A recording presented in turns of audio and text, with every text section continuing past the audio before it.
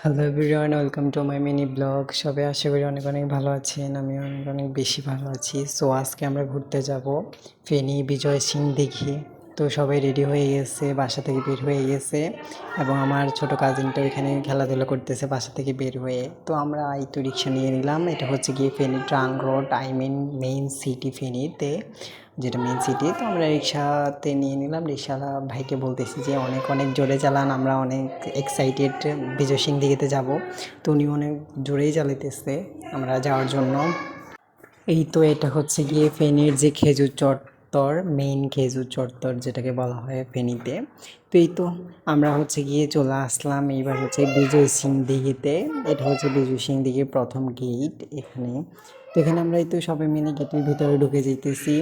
অনেক বেশি এক্সাইটেড। বিজয় সিং দিঘিটা খুবই সুন্দর, যেটা মানে অসম্ভব সুন্দর, এবং এখানে খুব ভালো ফিল পাওয়া যায়।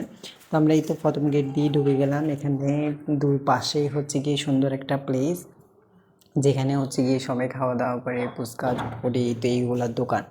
তারপরে হচ্ছে গিয়ে এই তো বিজয় সিং দিঘি, যেটাখানে এখানে অনেক মানুষ বসে আছে, বসে বসে দিঘির যে শীতল বাতাস ওটা হচ্ছে গিয়ে নিজের গায়ের মধ্যে মাখাইতেছে আর শান্তি ফিল করতেছি। খুব ভালো লাগতেছে এখানে, খুব সুন্দর বাতাস এবং আকাশে অনেক বেশি মেঘ, যেটা কিছুক্ষণ পরেই ঝরে পড়বে এবং আমরা মেঘের মধ্যে ভিজছিও। হ্যাঁ, বৃষ্টিতে আমরা ভিজেও গেছিলাম।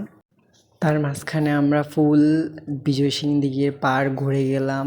এবং এই পর্যন্ত আমাদের আজকের ভিডিওটা। ভালো লাগলে অবশ্যই লাইক কমেন্ট শেয়ার করবেন। Thank you.